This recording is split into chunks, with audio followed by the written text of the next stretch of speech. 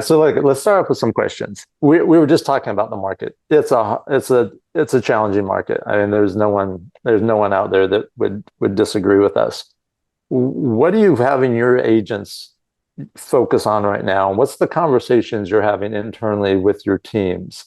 We're more than halfway through the year. It's there it's a slug. What's the conversations? Veronica, I'll start with you. First of all, I want to start off with saying I echo what you're saying. We are definitely going through a transition. And thank you. You are so kind. We were the number one team for 2021 and 2022 for EXP, but the reality is this year it's not going to be the same, celebration that we experienced over the last few years. We did have the pleasure, the honor of being able to sell a little over 3,500 homes in the last 3.5 years Wow. as a team. And then the reality is this year we're probably, which we're still super grateful for, sell close to 600 homes. But that was a real big change for us, right? We were prepared for it because we sunsetted our Zillow offer account just for full transparency. And what we did, Chris, is we had to have a real honest conversation with ourselves and a real honest conversation with our team. We were drinking from a fire hose. We were, very, very blessed over the last few years. But we knew all of that was gonna change. So we made it a very intentional. We were very, very intentional about our conversation. We knew our team dynamic was going to change, and we went from, hey, we're not just going to be a leads team that you just get all these inbound leads. We are going to focus on truly nurturing our database, being a prospecting based team, holding our agents to a higher standard. And we had to start making changes. This change actually took place about a year ago because we kind of felt what was happening when we knew the Zillow Offers account was going to sunset for us.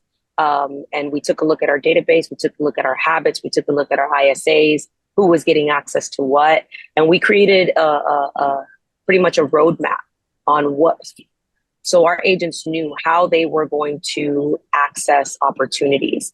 And I can share our roadmap with everyone if you'd like to see it, from when they get access to Ojo leads, Zillow Flex, our database, broker referrals, sign calls, ISA appointments, and everything comes down to habits on our team. They have to have at least 2,000 follow-up boss points weekly in order to stay on lead flow. They have certain benchmarks that they're measured. And again, this roadmap will show you guys all that, and I can show you a screenshot if you want. But we just really started making these decisions that were aligned with the habits that we really wanted our agents to establish and make sure that they were aligned with the future of the team, not where we were 3 years ago, because that no longer exists. That trophy no longer exists. What is important is how are we going to win in the future? And we even revamped our ISAs. Our ISAs are more of internal coaches for us. We realized our agents are hungry today, and we felt like putting them at the front line of defense was going to help improve the conversion with the proper training, development, scripting, removing friction internally. So we've made a lot of internal changes on our team as a result to the market that we're currently living.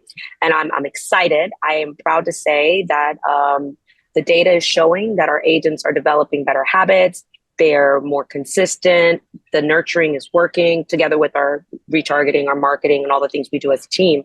But our agents have really embraced the fact that first, we are a prospecting based team. We must prospect and we must develop our skill sets and we must role play and we must have better conversations and offer our clients more options. Yeah. There's a lot of great information there, and Jenna will get with you. We thank you for offering to share that. I'm sure every team on here would like to see that roadmap. Having your agents, become more skilled, more focused on prospecting, I know will also help them as lead sources come in. Also, right? Those things are two sides of the same coin. Justin, how about you?